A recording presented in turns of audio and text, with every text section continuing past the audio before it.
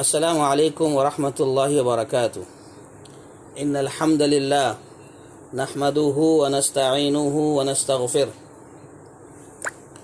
ونعوذ باللہ من شرور انفسنا ومن سیئات اعمالنا من يهد اللہ فلا مضل له ومن يضلل فلا هادی له واشهد ان لا الہ الا اللہ وحدہ لا شریک له واشهد ان محمدا عبده ورسوله يا ايها الذين آمنوا اتقوا الله حق تقاته ولا تموتن الا وانتم مسلمون يا ايها الناس اتقوا ربكم الذي خلقكم من نفس واحدة وخلق منها زوجها وبث منهما رجالا كثيرا ونساء واتقوا الله الذي تساءلون به والارحام ان اللہ كان علیکم رقیبا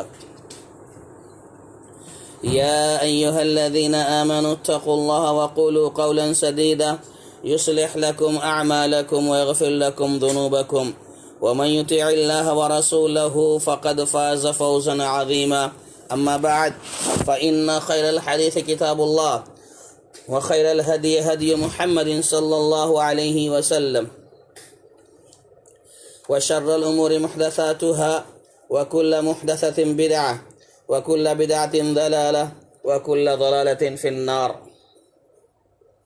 أعوذ بالله السميع العليم من الشيطان الرجيم من همزه ونفخه ونفسه. بسم الله الرحمن الرحيم. وعلم آدم الأسماء كلها ثم عرضهم على الملائكة فقال أنبئوني بأسماء هؤلاء إن كنتم صادقين قالوا سبحانك لا علم لنا إلا ما علمتنا إنك أنت العليم الحكيم. قال يا آدم أنبئهم بأسمائهم فلما أنباهم بأسمائهم قال ألم أقل لكم إني أعلم غيب السماوات والأرض وأعلم ما تبدون وما كنتم تكتمون. وإذ قلنا للملائكة اسجدوا لآدم فسجدوا إلا إبليس أبى واستكبر وكان من الكافرين. وقلنا يا آدم اسكن أنت وزوجك الجنة وكلا منها رغدا حيث شئتما ولا تقربا هذه الشجرة فتكونا من الظالمين. محترم ساتھیو، خواتین اسلام، ساری تعریفیں، حمد و ثنا، عظمت و بڑائی، کبریائی اس وحدہ لا شریک کے لیے ہے، اس رب العالمین کے لیے ہے جو ہم سب کا خالق ہے، مالک ہے، رازق ہے، مدبر ہے۔ اس کے بعد بے شمار درود و سلام نازل ہو ہم سب کے آخری نبی احمد مجتبی محمد مصطفیٰ صلی اللہ علیہ وسلم کی ذات گرامی پر، جن کی مختلف کوششوں کے نتیجے میں ہم تک دین اسلام پہنچا۔ الحمدللہ ہم نے ابھی تک جو باتیں معلوم کی ہیں یا قرآن مجید کی تفسیر یا درس میں جو باتیں سماعت کر رہے ہیں، اس میں اب تک یہ باتیں ہوئیں کہ اللہ تبارک و تعالی نے آدم علیہ السلام کی فضیلت بیان فرمائی اجمالی طور پر۔ وَإِذْ قَالَ رَبُّكَ لِلْمَلَائِكَةِ إِنِّي جَاعِلٌ فِي الْأَرْضِ خَلِيفَةً، اس سے پہلے کی جو آیت ہے جس میں آدم علیہ السلام کے بارے میں کہا گیا کہ فرشتوں سے اللہ نے کہا کہ ہم زمین میں خلیفہ بنانے جا رہے ہیں، اور جو گفتگو ہوئی وہ ساری باتیں آپ کے سامنے آ چکی ہیں۔ اب آگے کی آیت ہے وَعَلَّمَ آدَمَ الْأَسْمَاءَ كُلَّهَا ثُمَّ عَرَضَهُمْ عَلَى الْمَلَائِكَةِ۔ اللہ تعالیٰ نے آدم علیہ السلام کو سکھائے وہ تمام نام چیزوں کو، کہا کہ فرشتوں کے سامنے پیش کرو۔ سارے نام اللہ تعالیٰ نے سکھائے، پھر کہا کہ ان کو فرشتوں کے سامنے پیش کیا جائے، پیش کرو۔ پھر کہا اگر تم سچے ہو تو ان چیزوں کے نام بتاؤ۔ ثم عرضهم على الملائکہ فقال انبئونی باسماء هؤلاء ان کنتم صادقین۔ جیسا کہ میں نے کہا اس سے پہلے کی آیت میں اللہ تبارک و تعالی نے آدم علیہ السلام کی فضیلت کو اجمالی طور پر ذکر کیا ہے، بس ایسا ایک سرسری بولتے ہیں نا کہ کسی کو ذکر کر دینا کہ ارے بہت بڑا آدمی ہے یہ، اس کی بڑی فضیلت ہے، یہ سرسری طور پر بول دیا جاتا ہے. پھر اس کی فضیلت کیا کیا ہے اس کو تفصیل سے بعد میں بیان کیا جاتا ہے. تو اللہ تبارک و تعالیٰ نے اس پچھلی آیت میں جو ہم نے کل پڑھی ہے یا پرسوں پڑھی ہے، اس میں اللہ نے ایک مجمل طور پر بیان کر دیا آدم علیہ السلام کی فضیلت کو. اب یہاں سے اللہ تبارک و تعالیٰ آدم علیہ السلام کی فضیلت کو تفصیل سے بیان کر رہا ہے کہ آدم علیہ السلام کو کن کن بنیادوں پر فرشتوں پر فضیلت حاصل ہوئی. اب یہاں سے اس کا تذکرہ ہو رہا ہے. دیکھیے، سب سے پہلے اللہ وعلم آدم الاسماء کلہا، اللہ تبارک و تعالیٰ نے آدم علیہ السلام کو سارے نام بتا دیے. اب یہاں پر علم آدم الاسماء، اللہ نے سب کچھ سکھا دیا، بتا دیا. یعنی انسان کو فرشتوں سے زیادہ جو چیزیں دی گئیں یا جو چیزیں ودیت کی گئیں اس کا تذکرہ ہو رہا ہے. یعنی فرشتوں کو نہیں دیا گیا تھا. آدم علیہ السلام کو جب اللہ نے سکھایا، ان چیزوں کو سکھایا، ان ناموں کو سکھایا جن سے دنیا میں ان کو واسطہ پڑنے والا تھا، فرشتوں کو اس کے بارے میں خبر نہیں تھی. اور وہ چیزیں کیا تھی؟ مفسرین نے اس کے بارے میں اسماء جو ذکر کی اللہ تبارک و تعالیٰ نے، وہ کیا چیزیں تھیں. تو اکثر مفسرین نے یہ بیان فرمایا ہے کہ اس زمین کے اندر جو بھی چیزیں ہیں ان کے نام ہیں، ان کی خصوصیات ہیں. یہ اللہ تبارک و تعالیٰ نے آدم علیہ السلام کو بتائیں. زمین کے اندر جو بھی چیزیں ہیں ان کے نام اور ان کی خاصیتیں، خواص جو بھی ہیں بتائیں. یعنی کہتے ہیں کہ تمام جانور ہیں، زمین ہے، آسمان ہے، پہاڑ ہے، تری ہے، خشکی ہے، جانوروں میں گھوڑے ہیں، گدھے ہیں، برتن ہیں، چرند ہیں، پرند ہیں، فرشتے ہیں، تارے ستارے ہیں. یعنی چھوٹی بڑی ساری چیزوں کے نام بتائے. یہ سب اس میں شامل ہے. وعلم آدم الاسماء کلھا، کہا نا، ساری چیزیں اللہ تعالیٰ نے سکھائی. تو زمین اور آسمان میں جتنی بھی چیزیں ہیں ان سب کے نام اللہ تبارک و تعالیٰ نے بیان فرمائے. یہ مفسرین کا کہنا ہے. اور بعض لوگ یہ کہتے ہیں کہ مطلب ساری چیزیں، کوئی بھی چیز چھوٹی نہیں ہے. زمین میں جتنی بھی مخلوقات پائی جاتی ہیں وہ سب کے سب اشیاء ہیں، سب کے سب چیزیں ہیں. وہ ساری مخلوقات چاہے وہ کہیں بھی ہوں، سب کے سب اشیاء ہیں، چیزیں ہیں، اور یہ سب دنیا میں پائی جاتی ہیں. ان سب کے بارے میں اللہ تبارک و تعالیٰ نے آدم علیہ السلام کو سکھایا، بتایا. اب یہاں پر ایک اور بات مفسرین ذکر کرتے ہیں، وہ یہ ہے کہ دنیا کے اندر جب آدم علیہ السلام کو بھیجا جا رہا ہے خلافت کے لیے، جانشینی کے لیے، تو جو خلافت ہوتی ہے یا امارت ہوتی ہے اس کے سلسلے میں ایک اصول بتایا جا رہا ہے، ایک بنیادی بات بتائی جا رہی ہے اس آیت کے اندر. وَعَلَّمَ آدَمَ الْأَسْمَاءَ كُلَّهَا سے استدلال کرتے ہیں کہ اس کے پہلے کی آیت میں کہا گیا نا کہ خلافت خلیفہ بنا کر بھیجا جا رہا ہے، اب اس کے بعد بتایا جا رہا ہے وَعَلَّمَ آدَمَ الْأَسْمَاءَ كُلَّهَا. تو یہاں پر ایک بات یہ معلوم ہو رہی ہے کہ خلافت چلانے کے لیے علم کا ہونا بھی ضروری ہے. خلافت چلانے کے لیے علم کا ہونا بھی ضروری ہے. صرف اللہ کی عبادت، اللہ کی بندگی، تحمید، تقدیس یہ کافی نہیں ہے. جو فرشتوں کے پاس تھی، فرشتے اللہ کی عبادت کرتے تھے، بندگی کرتے تھے، اللہ کی حمد و ثنا بیان کرتے تھے، اللہ کی قدوسیت، تقدیس بیان کرتے تھے. تو جو فرشتوں کے پاس تھی، لیکن فرشتوں کے پاس علم نہیں تھا، تو بلکہ کہا عبادت کے ساتھ علم کا ہونا بھی ضروری ہے. دنیا میں خلافت چلانے کے لیے، امارت چلانے کے لیے عبادت بھی ضروری ہے اور ساتھ ہی ساتھ علم کا ہونا بھی ضروری ہے، جو اللہ تبارک و تعالیٰ نے آدم علیہ السلام کو سکھایا، بتایا، سمجھایا. اور اسی علم کی وجہ سے فرشتوں پر آدم علیہ السلام کو فضیلت دی گئی. اسی علم کی بنیاد پر فضیلت دی گئی. علم آدم الاسماء کلھا، تو معلوم ہوا کہ جس کے پاس جتنا زیادہ علم ہوگا اس کو اتنی فضیلت حاصل ہوگی، جس کے پاس جتنا زیادہ علم ہوگا اتنی اس کو فضیلت حاصل ہوگی۔ سبحان اللہ، دیکھیے کتنی بڑی بات ہے، یہاں علم کی اہمیت کو واضح کیا گیا ہے اس آیت کریمہ میں، اور یہ بہت بڑی بات ہے۔ اسی لیے بعض مفسرین نے بڑے ہی واضح انداز میں یہ کہا ہے کہ اس آیت میں ہم سب کے لیے، سارے مسلمانوں کے لیے، سارے انسانوں کے لیے نصیحت ہے۔ اس آیت کی روشنی میں وہ نصیحت یہ ہے کہ ضروری مسائل سیکھنے کے لیے اپنے دن بھر کے روزمرہ کے اوقات میں سے کچھ وقت مخصوص کر لینا چاہیے۔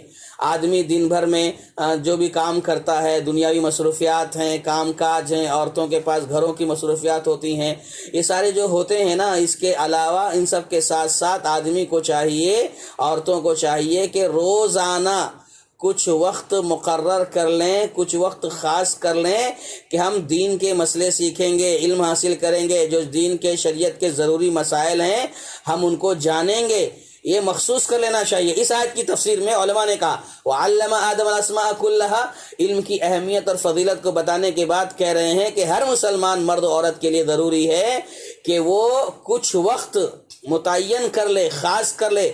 جیسے وہ وقت دیتا ہے بزنس کے لیے، وقت دیتا ہے تجارت کے لیے، عورتیں وقت نکالتی ہیں گھر کے دوسرے کاموں کے لیے، ایسے ہی وقت نکالے علم حاصل کرنے کے لیے۔ بہت ضروری چیز ہے، کیونکہ یہی وہ علم ہے جس کی وجہ سے اللہ تبارک و تعالی نے فرشتوں پر برتری رکھی ہے، فرشتوں پر فضیلت عطا فرمائی ہے۔ اچھا، اس کے بعد جو ہے جب یہ بات آئی سامنے، فرشتوں کے سامنے جب بات آئی کہ اللہ تبارک و تعالی نے آدم علیہ السلام کو علم سکھایا، اور ثم عرضهم علی الملائکہ، فرشتوں کے سامنے یہ سارے نام پیش کیے گئے اور کہا گیا کہ بتاؤ اگر تمہیں پتہ ہے، تم سچے ہو تو بتاؤ۔ تم کہہ رہے تھے نا کہ اللہ ان کو پیدا مت کر، یہ لوگ زمین فساد مچائیں گے، فساد برپا کریں گے، تو اب بتاؤ کیا تمہیں پتہ ہے جو اللہ نے نام بتائے ہیں یہ باتیں تمہیں معلوم ہے؟ یعنی یہ مطلب ہے کہ فرشتوں سے پوچھا جا رہا ہے کہ اب تم بتاؤ ان سب چیزوں کے نام۔ تو بہرحال فرشتوں کو جب یہ پوچھا گیا تو قالوا سبحانک لا علم لنا الا ما علمتنا، فرشتوں نے بڑے ہی ادب سے جواب دیا، اے اللہ تیری ذات پاک ہے، لا علم لنا الا ما علمتنا، ہم نے تجھ سے جو سوال کیا یا سمجھ لیجئے کہ اعتراض کیا، اے اللہ اس سے تو پاک ہے، سبحانک تیری ذات پاک ہے، اور ہم تو تسلیم کرتے ہیں اس بات کو، لا علم لنا، کہ ہمیں کسی بھی پہلو سے کوئی علم نہیں ہے، ہم اس بات کا اعتراف کر رہے ہیں، ہم اس بات کو مان رہے ہیں کہ لا علم لنا، ہمیں کسی بھی چیز کا کسی بھی پہلو سے کوئی علم نہیں ہے، الا ما علمتنا، سوائے اس کے اے اللہ جو تو نے اپنے فضل و کرم سے ہمیں سکھایا ہے، ہمیں عطا کیا ہے، ہمیں بتایا ہے، بس وہی چیزیں ہمیں معلوم ہے۔ یہ فرشتوں نے اعتراف کیا۔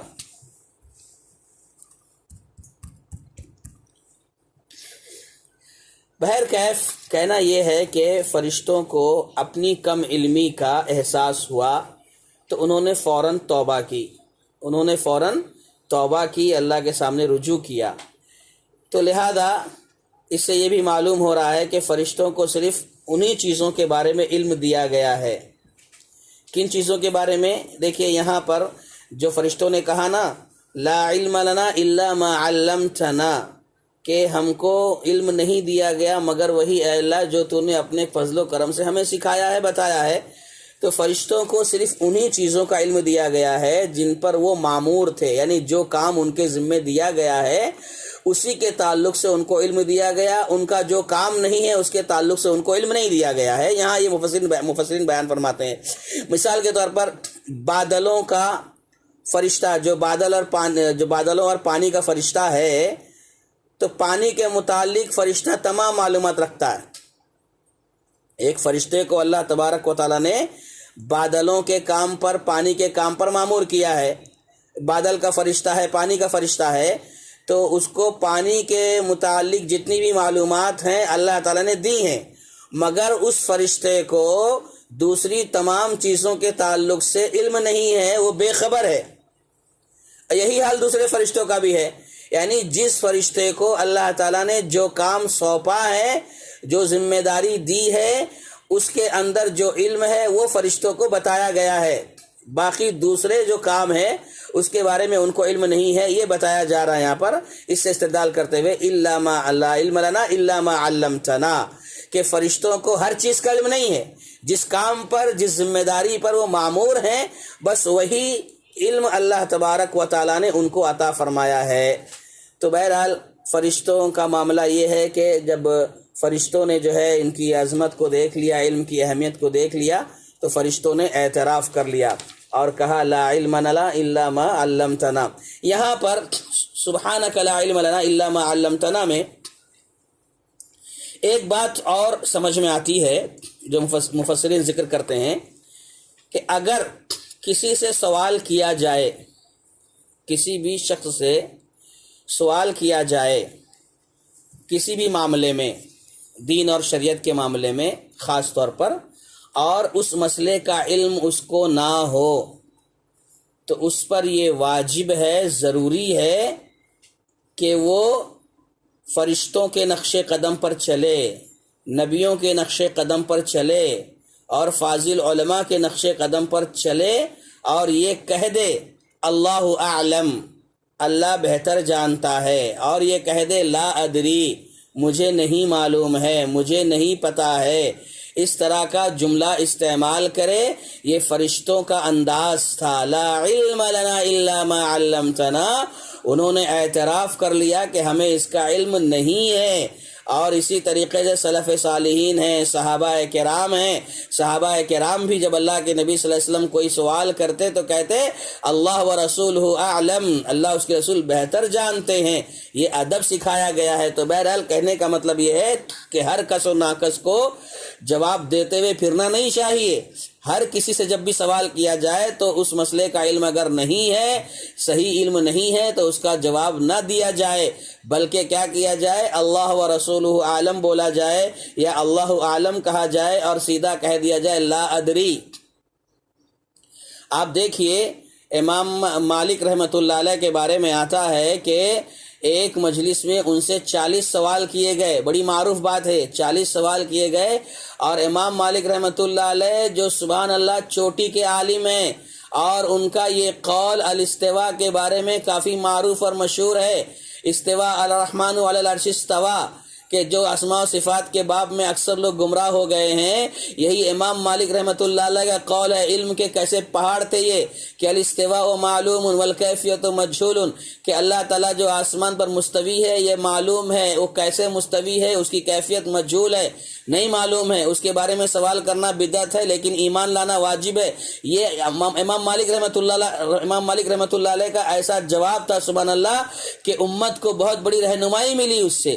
اور یہی امام مالک رحمۃ اللہ علیہ ہیں جو علم کے پہاڑ تھے سبحان اللہ، ان سے ایک مجلس میں 40 سوال ہوئے کہتے ہیں تو 36 کے بارے میں انہوں نے جواب دیا لا ادری، مجھے نہیں معلوم، مجھے نہیں پتا۔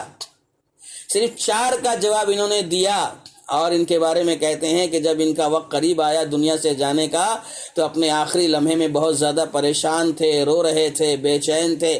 لوگوں نے پوچھا، سوال کیا، کیا معاملہ ہے، کیوں اتنے بے چین ہو، کیوں اتنے پریشان ہو، کیوں رو رہے ہو؟ تو انہوں نے کہا کہ ایک بار مجھ سے 40 سوال کیے گئے تھے، 36 کا جواب تو میں نے صحیح دیا تھا کہ نہیں جانتا، 4 کا جواب دیا تھا، لیکن 4 کا جواب تو دے دیا تھا، اور اسی کے بارے میں مجھے کنفیوز ہے، ڈاؤٹ ہے کہ اگر وہ جواب غلط ہو گئے تو کل میں اللہ کے سامنے کیا منہ دکھاؤں گا، اللہ سے کیا کہوں گا۔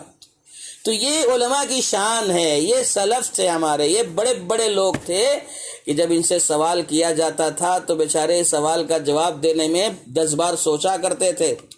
صحابہ کرام میں اگر ایک صحابی کے پاس سوال آیا تو وہ 10 لوگوں کے پاس گھمایا کرتے تھے، کہتے کہ ان سے پوچھو، ان سے پوچھو، ان سے پوچھو، ان سے رجوع کرو، وہ مجھ سے زیادہ جانتے ہیں، ان کے پاس جاؤ۔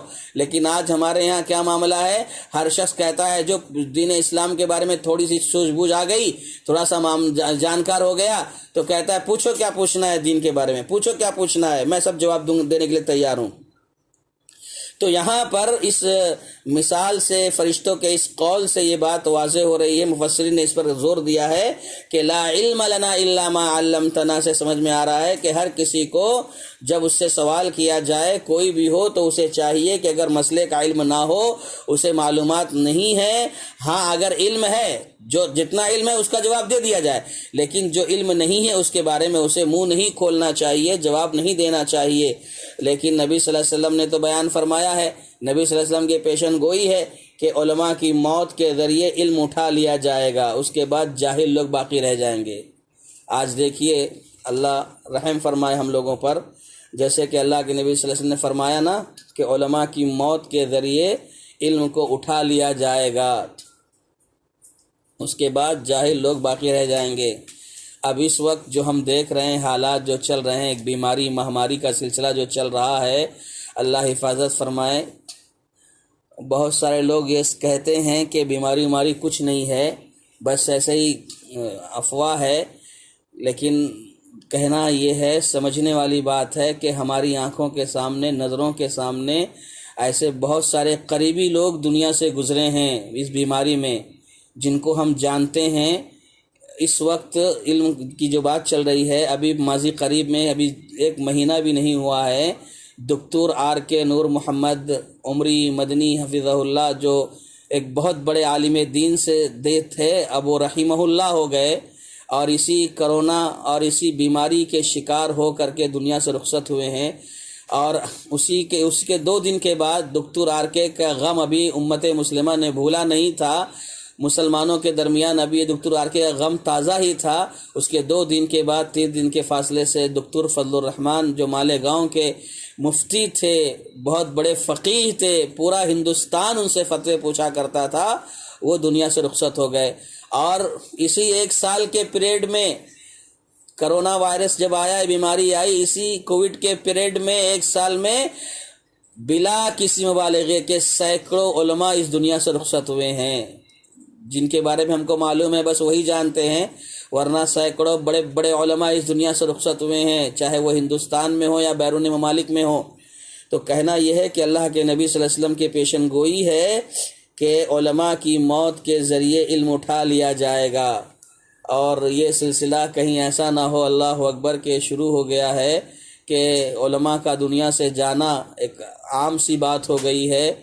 اور اہل علم کہتے ہیں کہ اللہ تبارک و تعالیٰ، یہ علماء جو ہوتے ہیں نا، ایک نعمت ہیں اللہ تعالیٰ کی، انسانوں کے لیے نعمت ہیں، ان علماء کی قدر کرنی چاہیے، ہاں علماء کا احترام کرنا چاہیے۔ اور اللہ تعالیٰ نعمتوں کو جب چھینتا ہے نا، تو اس وقت چھینتا ہے جب نعمتوں کی قدر نہیں کی جاتی ہے۔ جب نعمتیں اللہ دیتا ہے اور اس نعمت کو پانے کے بعد جب انسان اس کی قدر نہیں کرتا ہے، تو اللہ تعالیٰ نعمت چھین لیتا ہے۔ تو بعض علماء کہتے ہیں کہیں ایسا نہ ہو کہ علماء، بڑے بڑے علماء امت کو اللہ نے دیے، اور اس امت نے علماء کی قدر نہیں کی، علماء کا احترام نہیں کیا، علماء سے جیسے فائدہ اٹھانا چاہیے نہیں اٹھایا، تو اللہ تبارک و تعالیٰ ایسے علماء کو ہم سے اٹھا رہا ہے، ایسے علماء کو ہم سے چھین رہا ہے۔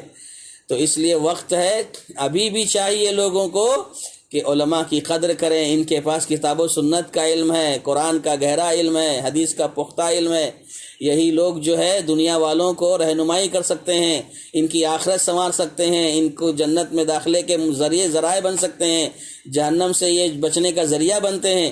تو بہرحال یہ بہت بڑی چیز ہے۔ اللہ کے نبی صلی اللہ علیہ وسلم نے بیان فرمایا کہ علماء کی موت کے ذریعے، اہل علم کی وفات کے ذریعے علم جو ہے دنیا سے اٹھا لیا جائے گا، اور اس کے بعد جاہل لوگ صرف باقی رہ جائیں گے، اور پھر ان جاہلوں سے فتویٰ پوچھا جائے گا، ان جاہلوں سے فتویٰ پوچھا جائے گا، تو وہ تو اپنی رائے سے ہی فتویٰ دیں گے، وہ تو اپنی رائے سے ہی، اب ان کے پاس چونکہ علم ہے نہیں تو اپنی رائے سے ہی فتویٰ دیا کریں گے، اور فتویٰ جب دیں گے تو خود بھی گمراہ ہوں گے اور دوسروں کو بھی گمراہ کریں گے۔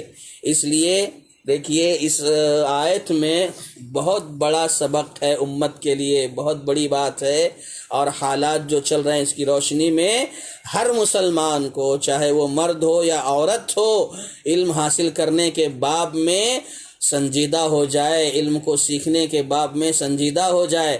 عورتیں ماشاء اللہ ایک حد تک کافی دلچسپی دکھاتی ہیں علم کے سیکھنے کے سلسلے میں، جہاں تک ہم جانتے ہیں۔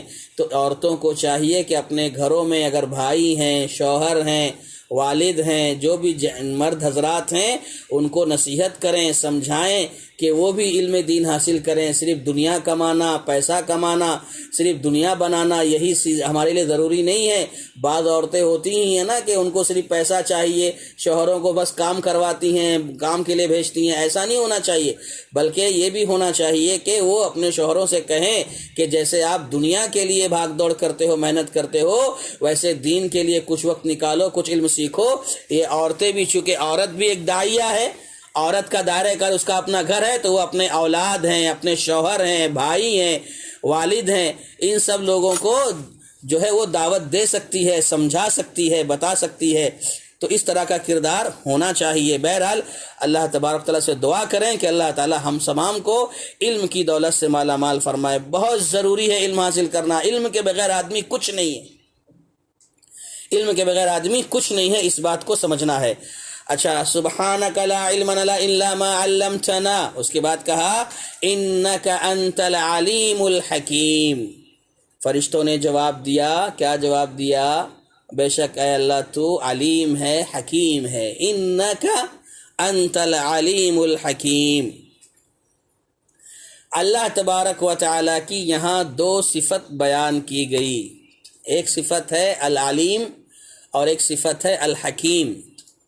العلیم کسے کہتے ہیں؟ اللہ تبارک و تعالیٰ علیم ہے، تو علیم اس ہستی کو کہتے ہیں یا اس ہستی کو کہا جاتا ہے جس نے اپنے علم کے ذریعے ہر چیز کو گھیر لیا ہے۔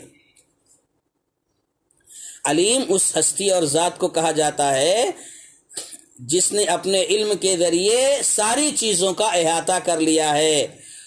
یعنی یہ ہمارا اللہ ہے، ہمارا رب ہے، جس کے علم نے ساری چیزوں کا احاطہ کر رکھا ہے، ساری چیزوں کو گھیر رکھا ہے، اور اس کے علم سے کوئی چیز باہر نہیں ہے، چھپی ہوئی نہیں ہے، نہ آسمان میں نہ زمین میں ذرہ برابر اس سے کوئی چیز پوشیدہ نہیں ہے، مخفی نہیں ہے، چھپی ہوئی نہیں ہے، چاہے وہ چھوٹی ہو یا بڑی ہو، کوئی بھی چیز ہو، ہر چیز اس کے علم میں ہے، اس کے علم کے احاطے میں ہے، اسے چھپی ہوئی نہیں ہے۔ اس کو علیم کہا جاتا ہے۔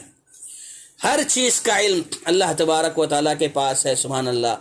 یہاں تک کہ جو ہمارے سینوں میں خیالات پیدا ہوتے ہیں، وَهُوَ عَلِيمٌ بِذَاتِ الصُّدُورِ، سینوں کے راز کو بھی اللہ تعالیٰ جانتا ہے، یہ علیم ہے۔ وَهُوَ عَلِيمٌ بِذَاتِ الصُّدُورِ کہا نا ایک جگہ پر، تو علیم کا مطلب یہ ہوتا ہے کہ کوئی چیز اس سے چھپی ہوئی نہیں ہے۔ اور دوسری ایک صفت ہے الحکیم۔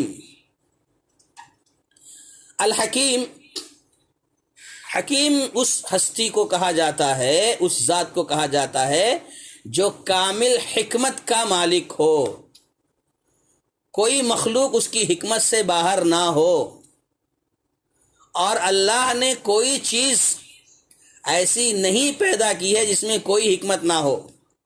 اللہ نے دنیا میں کوئی بھی چیز ایسی پیدا نہیں کی ہے جس میں کوئی حکمت نہ ہو، یہاں تک کہ ایک ذرہ بھی جو اللہ نے پیدا کیا ہے بغیر حکمت کے نہیں ہے، اور نہ کوئی ایسی بات کا اللہ نے حکم دیا ہے جو حکمت سے خالی ہے۔ دیکھو دو چیزیں یہاں بتا رہے ہیں کہ ایک تو اللہ نے جو چیزیں پیدا کی ہیں، پیدا کرنا بھی حکمت سے خالی نہیں، اور ایسی کوئی بات جو اللہ نے بتائی ہے، حکم دیا ہے، وہ بھی حکمت سے بھرا ہوا ہے۔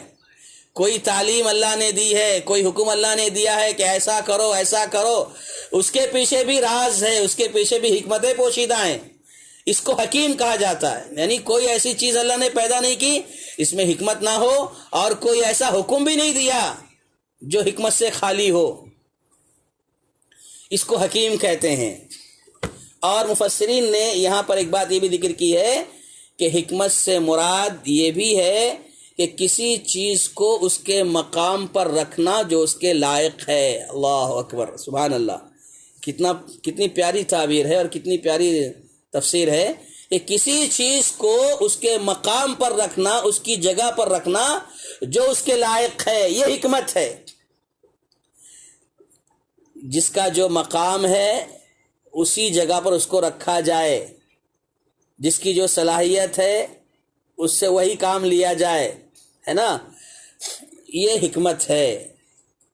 اور اسی لیے کہا جاتا ہے کہ ایک ذمہ دار آدمی کو حکیم ہونا چاہیے کام لینے والے کو۔ اب کس سے کام لینا ہے، کتنا کام لینا ہے، کہاں کام لینا ہے، اس کو آنا چاہیے۔ یہ مراد ہے، حکمت سے مراد کسی چیز کو اس کے مقام پر رکھنا جو اس کے لائق ہے۔ اور فرشتے اللہ تعالیٰ کے بارے میں جانتے تھے کہ اللہ علیم ہے، اللہ حکیم ہے، یہ سب چیزوں کے بارے میں فرشتوں کو معلوم تھا۔ اسی حقیقت کا اعتراف فرشتوں نے کیا۔ یہ سننے کے بعد جب اللہ تبارک تعالیٰ نے آدم علیہ السلام کو علم سکھایا، صفت علم سکھایا اور سب بتایا، تو فرشتوں کو جب اس کا علم ہوا، فرشتوں کو اعتراف ہوا، تو انہوں نے کہہ دیا انک انت العلیم الحکیم، بے شک تو علیم ہے، حکیم ہے۔ یہ فرشتوں کا جملہ۔ اچھا، اس کے بعد چلیے یا آدم، اس کے بعد کون سی آیت ہے؟ یا آدم انبئهم باسمائهم فلما انباهم باسمائهم قال الم اقل لكم انی اعلم غیب السماوات والارض واعلم ما تبدون وما کنتم تکتمون۔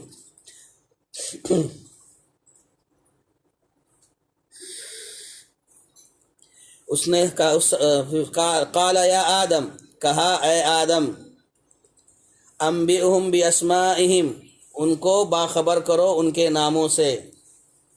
یہ اللہ تبارک و تعالیٰ نے بیان فرمایا، آدم علیہ السلام سے فرمایا تم ان کے نام بتا دو۔ تو جب انہوں نے نام بتا دیے تو فرمایا کہ میں نے تمہیں پہلے نہیں کہا تھا کہ زمین و آسمان کا غیب میں ہی جانتا ہوں اور میرے علم میں ہے، جو تم ظاہر کرتے ہو اور جو کچھ تم چھپاتے ہو۔ یہ کہا الم اقل لکم انی اعلم غیب السماوات والارض واعلم ما تبدون وما کنتم تکتمون۔ اللہ نے کہا کہ میں تم سے پہلے نہیں کہا تھا؟ شروع میں پہلی آیت میں کہا انی اعلم ما لا تعلمون، اللہ نے کہا تھا نا پہلے، وہی چیز یہاں پر اللہ تعالیٰ کہہ رہا ہے فرشتوں سے، کیا میں نے تمہیں اس سے پہلے نہیں کہا تھا کہ میں غیب کے بارے میں جانتا ہوں؟ اچھا، بہرحال یا آدم انبئهم باسمائهم، اللہ تبارک و تعالیٰ نے آدم علیہ السلام سے کہا اے آدم، ان کو ان کے ناموں کی خبر دے دو، یعنی جو اللہ تعالیٰ نے بتایا وہ بتاؤ، ناموں کی خبر دو، یعنی ان تمام ناموں کے بارے میں آگاہ کرو جن کو اللہ نے فرشتوں کے سامنے پیش کیا تھا اور وہ بتانے سے قاصر رہے، بتا نہیں پائے تھے۔ تو اللہ نے کہا اے آدم ان کو بتاؤ۔ فلما انباہم، جب آدم علیہ السلام نے فرشتوں کو ان ناموں سے آگاہ کر دیا، جب آدم علیہ السلام نے فرشتوں کو سب بتا دیا، تو ان فرشتوں پر آدم علیہ السلام کی فضیلت ظاہر ہوئی اور ان کو سمجھ میں آیا کہ خلیفہ بنانے میں اللہ کی حکمت کیا ہے، اور اس علم کے ذریعے وہ ثابت ہو گیا۔ فرشتوں کو سمجھ میں آ گیا کہ جب اللہ نے کہا تھا کہ انی جاعل فی الارض خلیفہ، کہ میں زمین میں خلیفہ بنانے جا رہا ہوں، تو فرشتوں نے سوال کیا تھا کیوں بنا رہا ہے، یہ فساد مچائیں گے؟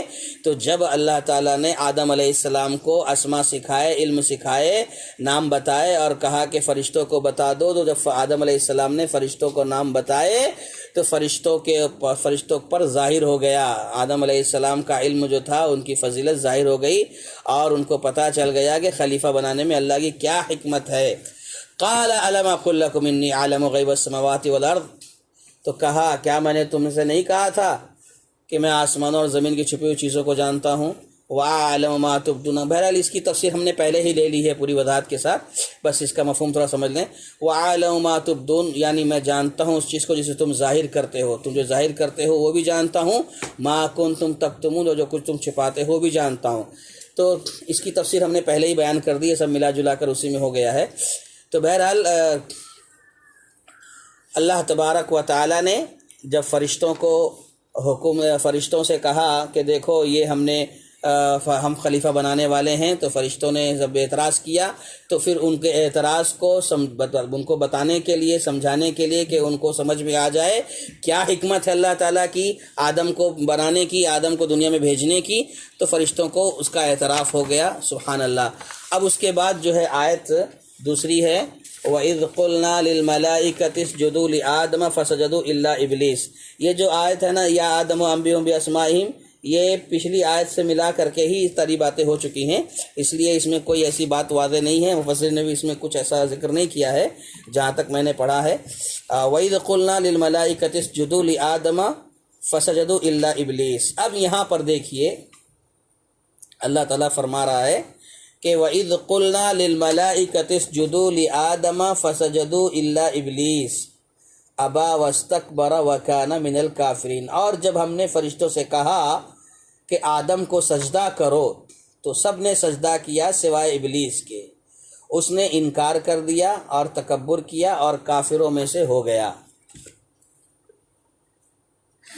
ابھی تک جو آدم علیہ السلام کی فضیلت بیان کی جا رہی تھی وہ فضیلت علم تھی، علم کی فضیلت بیان کی جا رہی تھی جو آدم علیہ السلام کو اللہ تعالیٰ نے عطا کیا۔ اب یہاں پر دیکھیے ایک دوسرا شرف اللہ تعالیٰ عطا کر رہا ہے آدم علیہ السلام کو، ایک دوسری فضیلت اللہ دے رہا ہے، کون سی؟ وَإِذْ قُلْنَا لِلْمَلَائِكَةِ اسْجُدُوا لِآدَمَ، اللہ اکبر، اور جب ہم نے فرشتوں سے کہا سجدہ کرو آدم کا۔ اب یہ دوسرا شرف کیا ہے؟ یہ ہے کہ فرشتوں کو آدم علیہ السلام کے سامنے سجدہ کرنے کا حکم دیا۔ اب یہ سجدہ جو تھا، یہ سجدہ کیسا تھا؟ مفسرین اس کے بارے میں ذکر کرتے ہیں کہ آدم علیہ السلام کے بارے میں جب کہا گیا فرشتوں سے کہ سجدہ کرو، تو یہ سجدہ عبادت نہیں تھا۔ جو سجدہ ہم اللہ کے لیے کرتے ہیں، جو سجدہ عبادت کا سجدہ ہوتا ہے، یہ سجدہ عبادت کا سجدہ نہیں تھا، کیونکہ اللہ کے علاوہ کسی اور کے لیے عبادت کرنا تو شرک ہے، اور سجدہ عبادت ہے جو اللہ کے سامنے جھکا جاتا ہے، تو غیر اللہ کے سامنے سجدہ کرنا، عبادت کرنا تو شرک ہے۔ تو ظاہر بات ہے اس کی اجازت کسی امت میں نہیں تھی، کوئی بھی جو بھی اس سے پہلے گزر چکے ہیں کسی میں نہیں تھی اجازت کے یہ سجدہ عبادت جو ہے وہ کریں، کسی کے لیے جائز نہیں تھا۔ پھر اللہ تعالیٰ نے فرشتوں کو شرک کا حکم کیسے دے دیا؟ تو معلوم ہوا کہ اللہ نے یہ سجدے کا حکم نہیں دیا تھا۔ تو اس سجدے سے سجدہ کون سا مراد ہے؟ کہتے ہیں کہ اس سجدے سے مراد سجدہ تعظیمی ہے، تعظیم کا سجدہ ہے، اور یہ سجدہ تعظیم کا جو سجدہ ہے یہ پہلی اور پچھلی امتوں میں جائز تھا۔ اس بات کو ذہن میں رکھیں کہ یہ تعظیم کا سجدہ، کسی کے سامنے جھکنا، سجدہ کرنا، یہ پچھلی امت میں جائز تھا، لیکن ہماری اس امت میں یہ حرام ہے۔ ہماری امت میں یہ تعظیم کا سجدہ بھی جائز نہیں ہے، ہماری اس امت میں تعظیم کا سجدہ بھی حرام ہے۔ اللہ کے نبی صلی اللہ علیہ وسلم کی امت میں تعظیم کا سجدہ بھی حرام ہے۔ یہ اور بات ہے کہ پہلے یہ سجدہ جائز تھا۔ جیسے یوسف علیہ السلام نے خواب دیکھا تھا، کیا خواب دیکھا تھا؟ انی رأیت 11 کوکبا والشمس والقمر، کہ میں نے 11 ستاروں کو دیکھا، سورج چاند کو دیکھا کہ وہ مجھے سجدہ کر رہے ہیں، یعنی ان کے ماں باپ اور ان کے بھائی۔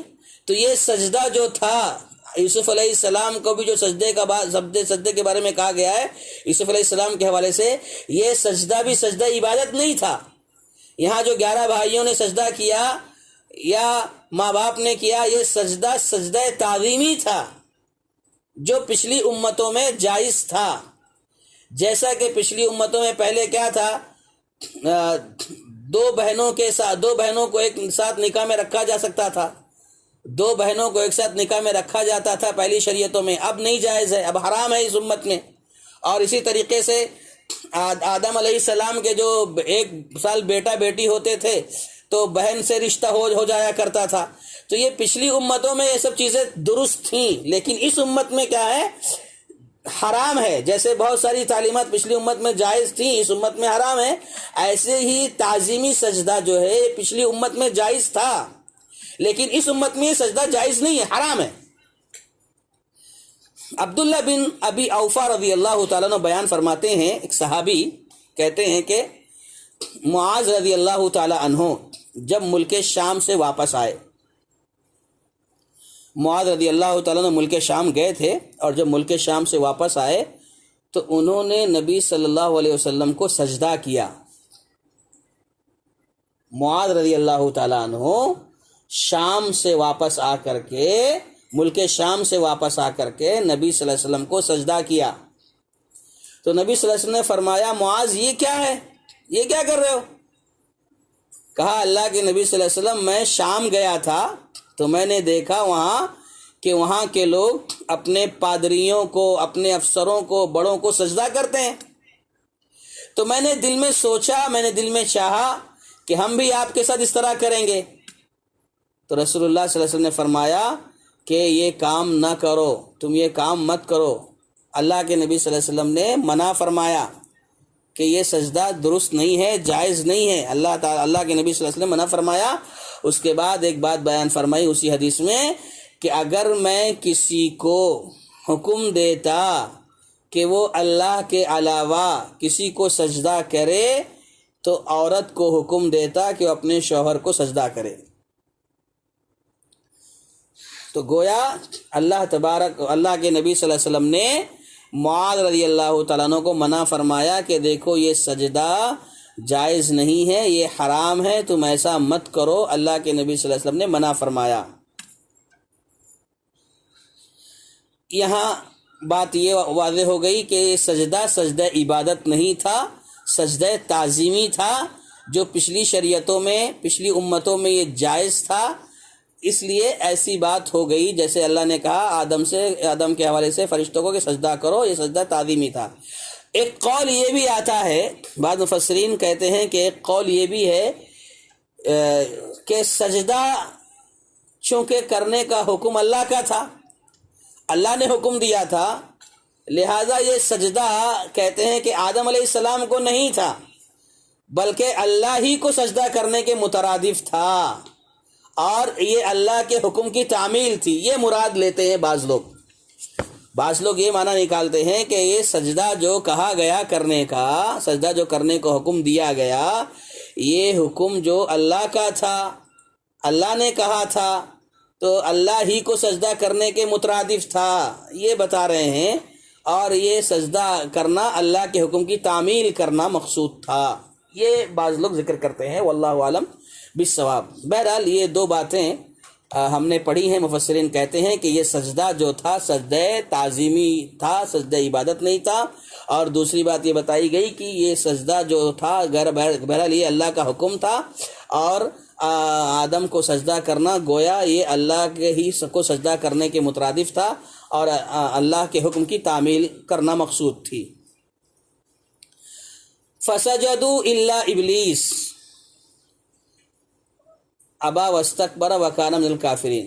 تو بہرحال ابلیس نے سجدہ کرنے سے انکار کر دیا. فرشتوں نے جو سجدہ کیا وہاں تک بات ہو گئی. سجدے کا مطلب کیا؟ اب جب سب فرشتوں نے سجدہ کر لیا، فسجدوا الا ابلیس، تو یہ ابلیس حضرت جو تھے انہوں نے سجدہ کرنے سے انکار کر دیا. اچھا، ابلیس نے سجدہ کرنے سے انکار کیا، ابا واستکبر وکان من الکافرین. تو جو انکار کیا تو اس کے انکار کی کیا وجہ تھی؟ کیوں اس نے انکار کیا؟ تو کہتے ہیں کہ شیطان، ابلیس، آدم علیہ السلام کا رتبہ، ان کا مقام، ان کا احترام دیکھ کر حسد کی آگ میں جل پڑا، اور تکبر کی وجہ سے سجدہ کرنے سے نہ صرف انکار کیا بلکہ وہ جرم پر جرم کرتا چلا گیا، گستاخی اللہ کی کرتا چلا گیا. یہاں پر بات جو بتائی ہے اس آیت میں، فسجدوا الا ابلیس، ایک جملے میں کہہ دیا گیا کہ ابلیس نے سجدہ کرنے سے انکار کر دیا. تو کیوں انکار کیا اس کی تفصیل یہاں نہیں ہے. آپ کو دوسری آیات میں ملیں گی، سورہ اعراف میں ملے گی اور دوسری آیتوں میں ملے گی کہ سجدے سے انکار ابلیس نے کیوں کیا. جیسے کہ ایک آیت میں کہا اسجد لمن خلقت طینا، کیا میں اس کو سجدہ کروں جسے تو نے مٹی سے پیدا کیا، یہ کہا. اور دوسری آیت میں کہا قال ما منعک الا اللہ تسجد اذا امرتک قال انا خیر من خلقتنی من نار وخلقته من طین. اللہ تعالیٰ نے خصوصیت کے ساتھ کہا ابلیس سے، شیطان سے، کہ جب میں نے تجھے حکم دیا سجدہ کرنے کا تو کس چیز نے تجھے سجدے سے روکا، کیوں تو نے سجدہ کرنے سے انکار کیا. قال انا خیر من. اب دیکھیے یہ شیطان جو ہے نعوذ باللہ اللہ سے معارضہ کر رہا ہے، اللہ سے بحث کر رہا ہے. یعنی سجدہ کرنے سے انکار تو کیا اور اس کے بعد جرم پہ جرم کرتا جا رہا ہے، گستاخی کر رہا ہے اللہ کی شان میں. اللہ اکبر. تو کہا انا خیر من، میں اس سے بہتر ہوں. جس کو سجدہ کرنے کی بات کر رہے ہو میں اس سے بہتر ہوں. کیسے بہتر ہوں؟ خلقتنی من نار وخلقتہ من طین، تو نے مجھے آگ سے پیدا کیا ہے اور اسے مٹی سے پیدا کیا ہے. اور آگ کی صفت ہوتی ہے اونچائی، بلندی. آگ بلند ہوتا ہے اور مٹی جو ہے تو زمین پر رہتی ہے. تو یہ اس نے قیاس کیا اور کہتے ہیں کہ یہ قیاس جو تھا اول من قاسا ابلیس. کہتے ہیں عبداللہ ابن عباس رضی اللہ تعالیٰ عنہ کہ سب سے پہلے جس نے قیاس کیا وہ ابلیس تھا اور یہ قیاس باطل تھا اس کا. تو بہرحال اس نے اپنے آپ کو یہ ظاہر کیا کہ میں تو آگ سے پیدا ہوا ہوں، میں بلند مقام رکھتا ہوں. یعنی گویا اس نے تکبر کی وجہ سے سجدہ کرنے سے انکار کیا. تو اسی لیے کہتے ہیں کہ تکبر، غرور، یہ وہ بری چیز ہے کہ جس سے انسان کے تمام اعمال برباد ہو جاتے ہیں. اور کبھی کبھار ایسا بھی ہوتا ہے کہ تکبر کی وجہ سے دنیا میں ذلت اور رسوائی سے اسے دوچار ہونا پڑتا ہے. اللہ کے نبی صلی اللہ علیہ وسلم نے تکبر کا مفہوم بیان کرتے ہوئے کہا الکبر بطر الحق وغمط الناس. تکبر کیا ہے؟ حق بات کو چھپانا ہے، حق بات کا انکار کرنا ہے. یہ تکبر ہے، حق بات کا انکار کرنا اور لوگوں کو حقیر جاننے کا نام تکبر ہے، کبر ہے. آپ نے وہ مشہور حدیث پڑھی ہے نا کہ ایک شخص الٹے ہاتھ سے کھانا کھا رہا تھا. اللہ کے نبی صلی اللہ علیہ وسلم نے کہا کہ بھائی سیدھے ہاتھ سے کھانا کھاؤ. تو وہ کہتا ہے کہ میں سیدھے ہاتھ سے نہیں کھا سکتا ہوں، میں ہاتھ نہیں اٹھا پاتا ہوں. تو اللہ کے نبی صلی اللہ علیہ وسلم نے کہا کہ تو اگر ایسا ہے تو نہ اٹھا پا، تیرا ہاتھ منہ تک سیدھا ہاتھ نہ جا پائے. اور اس کے بعد سے اس کا ہاتھ وہ شل ہو گیا. اس کے بعد زندگی بھر وہ اپنا سیدھا ہاتھ منہ کی طرف نہیں لے جا سکا. اللہ کے نبی صلی اللہ علیہ وسلم نے ذکر کیا کہ ما منعہ الا الکبر، اس نے جو سیدھے ہاتھ سے کھانے سے منع کیا کبر کی وجہ سے منع کیا، تکبر کی وجہ سے منع کیا. تو اس تکبر کی وجہ سے کیا ہوا؟ اس کا ہاتھ شل ہو گیا، دنیا میں ہی اسے رسوائی اٹھانی پڑی. تو یہ کبر کی تعریف ہے، گھمنڈ کی تعریف ہے. تکبر کا مفہوم ہے الکبر بطر الحق وغمط الناس، کے حق بات کا انکار کرنا اور لوگوں کو حقیر سمجھنا. آج دنیا میں دیکھو لوگوں کو حقارت کی نگاہ سے دیکھا جاتا ہے. اس پر ہم کو مزید وضاحت کی ضرورت نہیں ہے.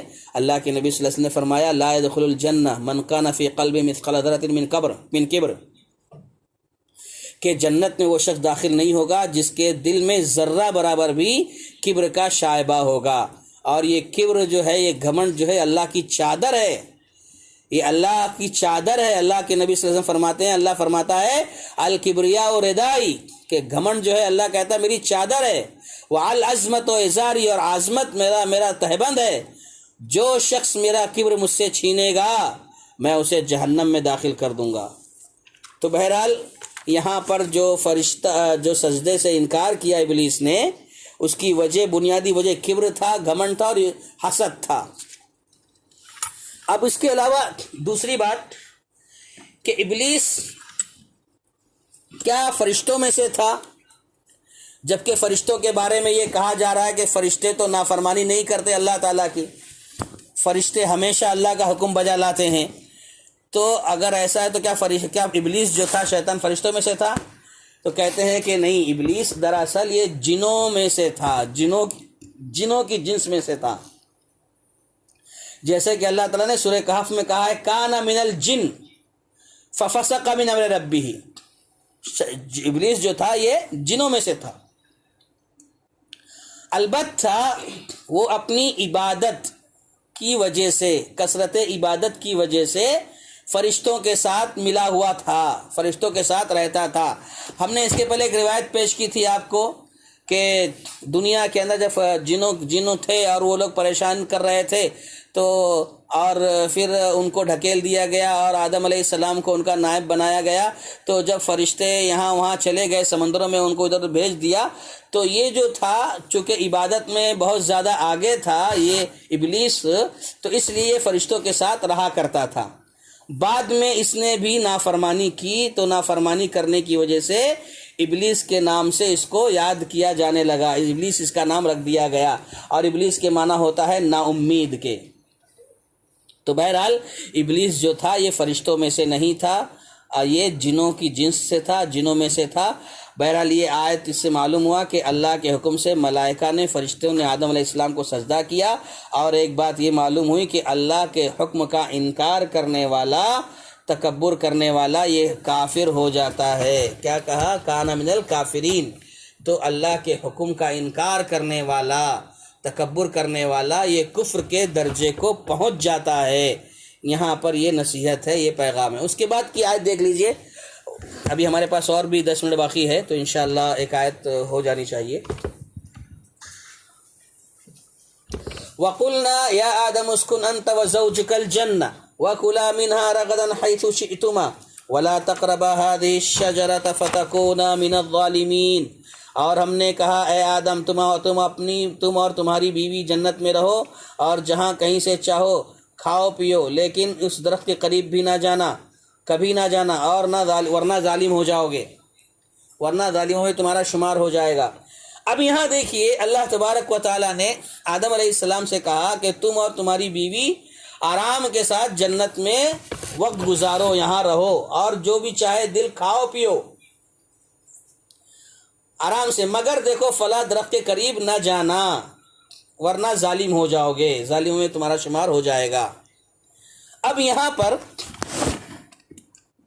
ایک تیسری فضیلت آدم علیہ السلام کی بیان کی جا رہی ہے۔ جیسے میں نے شروع میں کہا نا کہ اللہ تعالیٰ نے یہاں پر انی جاعل فی الارض خلیفہ کہہ کر آدم علیہ السلام کی فضیلت کو سرسری طور پر، اجمالی طور پر بیان کر دیا، اب اس کی تفصیل آ رہی ہے۔ تو اب ایک ایک آیت میں اللہ تعالیٰ آدم علیہ السلام کی فضیلت کی وہ تفصیل بتا رہا ہے۔ اب یہاں پر تیسری تفصیل ہے، تیسری فضیلت کی بات بتائی جا رہی ہے کہ اس آیت میں کہا جا رہا ہے کہ فرشتوں سے سجدہ کروانے کے بعد اللہ تعالیٰ نے جنت میں ان کے لیے رہنے کا انتظام فرمایا، کہا اب تم جنت میں رہو اپنی بیوی کے ساتھ۔ تو یہاں آیت سے پتہ چلتا ہے کہ حوا علیہ السلام اس وقت پیدا ہو چکی تھیں۔ اس آیت میں جو بتایا جا رہا ہے نا، تو اس سے معلوم ہو رہا ہے کہ حوا پیدا ہو چکی تھیں۔ اب یہاں پر مفسرین ایک بات بتاتے ہیں کہ اللہ تبارک و تعالیٰ نے بیوی کو پیدا کیا، گویا اللہ تبارک و تعالیٰ نے اپنی تمام نعمت ان پر نچھاور کر دی، بیوی کو دے دیا ان کے ساتھ، تاکہ بیوی کے ساتھ پاس رہیں، سکون کی زندگی گزاریں، راحت حاصل کریں۔ یہ اللہ تبارک و تعالیٰ نے نعمت اپنی تمام کر دی۔ یہاں پر یہ بتاتے ہیں کہ عورت کے نام پر دنیا میں سب سے پہلے جو وجود ہوا وہ بیوی کا ہوا۔ عام طور پر دیکھیں یہ بہت بڑی بات ہے کہ یقیناً ماں کی فضیلت ہے، ماں کا رتبہ ہے، ماں کا درجہ بہت بڑا ہے۔ عام طور پر اس وقت ہمارے یہاں شادی کے بعد بیوی اور ساس کے درمیان جو ہے، بیوی اور ماں کے درمیان جو انتشار اور مسائل درپیش ہوتے ہیں، اور ایک بیٹا درمیان میں اتھل پتھل اس کے اندر ہوتی رہتی ہے، پریشان رہتا ہے، تو شریعت کی تعلیم یہ ہے کہ دونوں کا جو درجہ ہے اس کو دیا جائے۔ ماں کی وجہ سے بیوی کو نہ چھوڑا جائے، بیوی کی وجہ سے ماں کو نہ ترک کیا جائے۔ ماں کا جو معاملہ ہے یقیناً بہت زیادہ اہم ہے، لیکن ماں کی عظمت کو بیان کرنے کے ساتھ ساتھ ایسا نہ ہو کہ بیوی کی عظمت کو گھٹا دیا جائے، کیونکہ یہاں پر دیکھو بیوی کی جو عظمت اور فضیلت ہے یہاں پر یہ بہت بڑی بتائی جا رہی ہے کہ عورت کے اندر ماں بھی ہوتی ہے، بیٹی بھی ہوتی ہے، بہن بھی ہوتی ہے، بیوی بھی ہوتی ہے، لیکن اللہ تبارک و تعالیٰ نے سب سے پہلے جس کو پیدا کیا وہ بیوی تھی، بیوی کو سب سے پہلے پیدا کیا تو کہا وَقُلْنَا يَا آدَمُ اسْكُنْ أَنْتَ وَزَوْجُكَ الْجَنَّةَ۔ یہ مفسرین نے ذکر کیا ہے کہ بیوی کو اللہ نے پہلے پیدا فرمایا تو اس سے بیوی کی بھی عظمت ظاہر ہوتی ہے، اس لیے شوہروں کو چاہیے کہ اس کا بھی خیال رکھا جائے۔ اور یہاں پر ایک اور بات کا اشارہ ملتا ہے، وہ یہ کہ جنت میں اللہ تعالیٰ نے جب رکھا آدم علیہ السلام کو تو اس سے ایک اشارہ یہ ملا کہ انسان کی اصل جگہ جنت ہے۔ اب سب کے سب انسان آدم کی اولاد ہیں تو اس سے اشارہ مل رہا ہے کہ انسان کی اصل جگہ جنت ہے، لیکن چونکہ اب معاملہ تھوڑا سا ایسا ہو گیا، لغزش ہو گئی، اللہ تعالیٰ کی حکمت تھی، دنیا میں آدم علیہ السلام حوا علیہ السلام آئے اور دوبارہ انہوں نے کیا کیا، توبہ کی، استغفار کیا اور جنت میں دوبارہ ان کو جگہ دی گئی۔ تو کہنے کا مطلب یہ ہے کہ اب انسان اگر دنیا میں آیا ہے تو یہ سمجھ کر چلے کہ اس کا اصل ٹھکانہ، اس کی اصل جگہ جنت تھی، وہ جنت سے آیا ہے۔ انسان جو دنیا میں آیا ہے وہ جنت سے آیا ہے، لیکن جنت سے آنے کے بعد اب دوبارہ جنت حاصل کرنے کے لیے محنت کرنی پڑے گی، اسے اب محنت کرنی پڑے گی، اللہ کے فرمودات پر عمل کرنا پڑے گا، تب اسے دوبارہ جنت ملے گی۔ اچھا، اب یہاں پر ایک بات اور مفسرین ذکر کرتے ہیں کہ آدم علیہ السلام اور حوا علیہ السلام کو جنت میں رکھنے کی حکمت کیا تھی؟ جنت میں رکھنے کی حکمت کیا تھی؟ اللہ تعالیٰ نے جنت میں رکھا تو کیا حکمت تھی؟ تو کہتے ہیں کہ یہ حکمت معلوم ہوتی ہے کہ میاں بیوی کو جنت میں رکھا تاکہ وہ جنت کی سہولتوں سے فائدہ اٹھائیں، بہاروں اور نعمتوں کو اچھی طرح دیکھ لیں، اس سے لطف اندوز ہو لیں، تاکہ آگے چل کر کے دنیا میں جب جانا پڑے گا تو دنیا کی جو عارضی نعمتیں ہیں، دنیا کی جو نعمتیں ایک دن ختم ہونے والی ہیں، جنت کے مقابلے میں ان نعمتوں کو ترجیح نہ دیں اور دوبارہ یہاں جنت میں آنے کی کوشش کریں، یہ حکمت معلوم ہوتی ہے۔ کہتے ہیں کہ اللہ تعالیٰ نے جنت میں پہلے اس لیے رکھا کہ جنت کو وہ دیکھ لیں اور پھر جب دنیا میں جائیں تو دنیا کی نعمتوں کو دیکھنے کے بعد دنیا ہی کے نہ ہو کر رہ جائیں، بلکہ دنیا میں رہتے ہوئے جنت میں دوبارہ آنے کی کوشش کریں، یہ حکمت ہے اس میں۔ اچھا، ایک اور بات، درخت کا پھل جو کھانے سے منع کیا گیا کہ درخت کے قریب مت جاؤ، یعنی درخت کا پھل مت کھاؤ، درخت کا پھل کھانے سے کیوں منع کیا گیا؟ اس میں کیا حکمت ہے؟ کہتے ہیں کہ اللہ تعالیٰ نے جو منع کیا کہ درخت کا پھل مت کھاؤ، بعض مفسرین کہتے ہیں کہ اللہ کا منع کرنا یہ اس لیے تھا کہ اللہ تبارک و تعالیٰ کے منع کیے ہوئے تمام امور سے بچنے کی تربیت دینا مقصود تھا۔ تربیت دینا چاہتا اللہ تعالیٰ، تربیت دینا چاہتا تھا کہ اللہ جن چیزوں سے منع کرے اس سے رکے رہنا ہے، اس سے باز رہنا ہے، اس لیے یہ حکم دیا کہ درخت کے پاس مت جانا، کہ دیکھیں یہ اس کو فالو کرتے کہ نہیں کرتے ہیں۔ تربیت اصل مقصود تھی کہ ان چیزوں سے بچے رہنا، نہیں جانا، یہ تربیت دینا چاہتے تھے۔ اور اگر غلطی ہو جائے، اللہ کا حکم ماننے سے آدمی ذرا سا سستی ہو جائے، غفلت ہو جائے، تو غلطی ہونے کی صورت میں کیا کر لے؟ معذرت کر لے، معافی مانگ لے، یہ حکمت ہے۔ اس لیے درخت کا پھل کھانے سے منع کیا گیا۔ اور اس میں یہ بھی حکمت ہو سکتی ہے، کہتے ہیں کہ شیطان کی دشمنی اور شیطان کی عداوت کا جب تمہارے سامنے مشاہدہ ہو جائے گا، تمہیں شیطان بہکائے گا، شیطان وسوسہ پیدا کرے گا، تو یہ بھی حکمت ہو سکتی ہے کہ شیطان کی عداوت و دشمنی کا جب مشاہدہ ہو جائے تو دنیا میں جانے کے بعد شیطان دنیا میں بھی آئے گا گمراہ کرنے کے لیے، تو شیطان کے اثرات سے اور اس کے حرکات سے بچنے کی ہر وقت کوشش کرتے رہیں، یہ مقصود ہے، یہ حکمت ہے درخت کا پھل کھانے سے جو روکا گیا اس میں۔ تو بہرحال یہ ساری حکمتیں ہیں جو مفسرین نے ذکر فرمائی ہیں، واللہ عالم بالصواب، اللہ بہتر جانتا ہے۔ اس کے بعد دیکھیے کہا گیا کہ اگر اس درخت کے پھل کھا لو گے، اس کے پاس چلے جاؤ گے تو کیا ہو جائے گا؟ فَتَكُونَ مِنَ الظَّالِمِينَ، تو تمہارا شمار ظالموں میں سے ہو جائے گا۔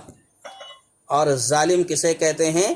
وضع الشیء، ظلم کسے کہتے ہیں؟ وضع الشیء فی غیر محلہ فہو ظلم، کسی چیز کو ناجائز طریقے سے اس کے اصل مقام سے ہٹا کر دوسری جگہ رکھنا، یہ ظلم ہے۔ کسی چیز کو اس کے اصل مقام سے اس کی جگہ سے ہٹا کر کے دوسری جگہ رکھ دینا، یہی ظلم ہے۔ یعنی ہر ناانصافی کی بات، چاہے وہ اللہ کے حقوق سے متعلق ہو یا اللہ کے بندوں کے حقوق سے متعلق ہو، ناانصافی کی جائے گی وہ ظلم ہوگا۔ چاہے اللہ کے ساتھ ناانصافی ہو، یعنی اللہ کے حقوق کی پامالی ہو، یا بندوں کے حقوق کو پورا نہ کیا جاتا ہو، وہ ظلم ہے۔ یعنی ہر گناہ پر ظلم کا لفظ استعمال کیا جا سکتا ہے، کیا جاتا ہے۔ ہر گناہ پر کہا جائے گا یہ ظلم ہے، اور ہر گنہگار کے بارے میں کہا جائے گا یہ ظالم ہے۔ تو ظالم کا لفظ ہر گنہگار کے لیے استعمال ہوتا ہے مطلق، اور گناہ کے لیے ظلم کا لفظ استعمال ہوتا ہے۔ اب اس آیت میں ظلم سے مراد اللہ تعالیٰ کی نافرمانی ہے، اور اپنے نفس پر، اپنے آپ پر زیادتی بھی ہے، جس کی وجہ سے جنت سے نکلنا پڑا، اپنے نفس پر زیادتی کر کے جنت سے نکلنا پڑا۔ بہرحال آپ جانتے ہیں کہ ظلم کی 3 قسمیں اہل علم نے بیان فرمائی ہیں۔ ظلم کی 3 قسمیں ہیں۔ ایک ظلم ہے بندے کا رب کے ساتھ ظلم کرنا، بندہ اپنے رب کے ساتھ ظلم کرے، یعنی اللہ کے ساتھ شرک کرے، اللہ کے ساتھ بغاوت کرے، کفر کرے، یہ بندے کا رب کے ساتھ ظلم ہے۔ دوسری قسم ہے بندے کا اپنے آپ پر ظلم کرنا، جیسے کہ کہا نا کہ اپنے نفس پر زیادتی کی۔ اللہ آدم علیہ السلام نے دعا کی، ربنا ظلمنا انفسنا، اے ہمارے رب ہم نے اپنے آپ پر ظلم کر لیا ہے۔ اور ہم لوگ تشہد میں دعا پڑھتے ہیں، اللہم انی ظلمت نفسی، اے اللہ میں نے اپنے آپ پر ظلم کر لیا ہے۔ یہ دوسرا ظلم۔ تیسرا ظلم ہے بندے کا مخلوقات کے ساتھ ظلم کرنا، انسانوں کے ساتھ ظلم کرنا، اللہ کی مخلوقات کے ساتھ ظلم کرنا، جس کا جو حق ہے اسے نہ دینا، ہے نا۔ جیسے عام طور پر بیٹیوں کے حقوق کو بیٹیوں کا حق نہیں دیا جاتا ہے میراث میں، ترکے میں، یہ عام سی بات آج ہو گئی ہے۔ شادی بیاہ کے موقع پر خوب جہیز کے نام پہ دے دیا جاتا ہے، اور کہا جاتا ہے کہ ہم نے تمہاری شادی کے موقع پہ سب دے دیا۔ یہ سب اسلام کے خلاف عمل ہے، حق مارا جاتا ہے بیٹیوں کا۔ میں نے ایک صرف مثال دی ہے، ایسے بہت ساری چیزیں، کسی کو گالی دینا، برا بھلا کہنا، سب اس میں شامل ہو سکتا ہے۔ یعنی بندے کا مخلوقات کے ساتھ کیا کرنا؟ ظلم کرنا۔ یہ ظلم کی 3 قسمیں ہیں۔ اچھا آخری بات دیکھیے، سرسری طور پر کہا گیا وَلَا تَقْرَبَ هَذِهِ الشَّجَرَةَ، اس درخت کے قریب مت جانا جو کہا گیا، تو یہ درخت کون سا تھا؟ اس کے بارے میں مفسرین بات کرتے ہیں کہ یہ درخت کون سا تھا جس درخت کو کھانے سے منع کیا گیا، یہ کون سا درخت تھا؟ تو مفسرین جو اکثر کہتے ہیں کہ اللہ تعالیٰ نے اس کے بارے میں کوئی بات نہیں بیان فرمائی، اللہ نے نہیں بیان فرمایا کہ یہ درخت کون سا تھا، اور نہ اللہ کے نبی صلی اللہ علیہ وسلم نے بیان فرمایا کہ درخت کون سا تھا۔ اگر اس کی ضرورت ہوتی یا اس سے کوئی فائدہ ہوتا تو اللہ یا نبی صلی اللہ علیہ وسلم ضرور بتا دیتے۔ لہذا وہ درخت کون سا تھا اس کے بارے میں کسی کو علم نہیں ہے۔ البتہ بعض مفسرین نے گیہوں یا انگور یا انجیر کا نام تو لیا ہے۔ بعض مفسرین کہتے ہیں کہ وہ گیہوں کا تھا، بعض کہتے ہیں انگور کا تھا، بعض کہتے ہیں انجیر کا تھا، یہ نام تو لیا ہے، مگر یہ سارے کے سارے اقوال بلا دلیل ہیں، اس کی کوئی دلیل نہیں ہے۔ اچھا اب آخری بات، وَلَا تَقْرَبَا، کہ اس کے قریب مت جانا۔ اس درخت کے کھانے سے بچنے کے لیے اس کے قریب جانے سے ہی منع فرمایا ہے۔ یہاں پر مفسرین نے ایک بات بتائی ہے کہ ایک شریعت کا ایک اصول اور ایک قاعدہ بتایا گیا ہے، جس کو سد ذرائع کہتے ہیں۔ یہ اصول اور قاعدہ بنایا، یعنی کہ ممنوع کام جو بھی ہیں، جو منع کردہ کام ہیں، اس کام تک لے جانے والے راستے اور دروازے کو بند کر دینا۔ اسے کہا نا وَلَا تَقْرَبَا، قریب بھی مت جاؤ، یعنی جو چیز حرام کام کا ذریعہ بنتی ہے اس سے بچنا بھی ضروری ہے۔ جو عمل حرام کام میں ملوث ہونے کا ذریعہ بنے اس کے قریب بھی مت جاؤ۔ مثلا زنا کے بارے میں کہا گیا، زنا سے بچنے کے لیے کہ اس کے قریب بھی مت جاؤ، وَلَا تَقْرَبُوا الزِّنَا، زنا کے قریب بھی مت جاؤ۔ اب زنا کا راستہ کھولنے کے لیے نگاہوں کے بارے میں کہا گیا کہ اپنی نگاہوں کو نیچے رکھیں، یعنی اس کے قریب تک نہ جاؤ۔ تو یہ سد ذرائع، برے کام تک لے جانے والے، غلط کام تک لے جانے والے راستے اور دروازے کو بند کرنا یہ حکم دیا گیا ہے، یہ قاعدہ بتایا گیا ہے۔ ابھی نعمان بن بشیر رضی اللہ تعالیٰ عنہ نے بیان فرمایا کہ رسول اللہ صلی اللہ علیہ وسلم سے سنا انہوں نے کہ آپ صلی اللہ علیہ وسلم نے فرمایا کہ ان الحلال بین والحرام بین، کہ حلال واضح ہے، حرام واضح ہے، وبینہما امور مشتبہات، اور ان دونوں کے درمیان جو چیزیں ہیں وہ شبہ میں ڈالنے والی ہیں جنہیں بہت سے لوگ نہیں جانتے۔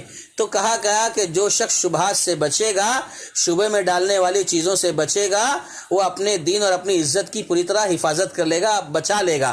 تو شبہ والی جو چیزیں ہیں اس کے قریب نہیں جاؤ، اس سے بچے رہو۔ اسی طریقے سے ایک اور بات اسی میں ہے کہ اللہ تعالیٰ کو گالی سے بچانے کے لیے، اللہ تبارک و تعالیٰ کو گالی سے بچانے کے لیے معبودان باطلہ کو گالی دینے سے منع کیا گیا کہ معبودان باطلہ کو گالی دینے کی کوشش نہ کرو۔ کیا کہا؟ ولا تسبوا الذین یدعون من دون اللہ فیسبوا اللہ عدوا بغیر علم، کہ دیکھو انہیں گالی مت دو، یعنی معبودان باطلہ کو گالی مت دو، جو لوگ اللہ کے علاوہ جس چیز کو پکارتے ہیں انہیں گالی مت دو۔ کیا ہوگا؟